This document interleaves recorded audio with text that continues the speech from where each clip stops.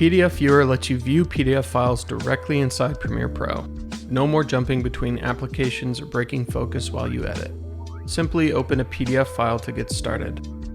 Use zoom controls to rescale pages or fit them perfectly to the panel. Show or hide the sidebar to give yourself more screen real estate when you need it.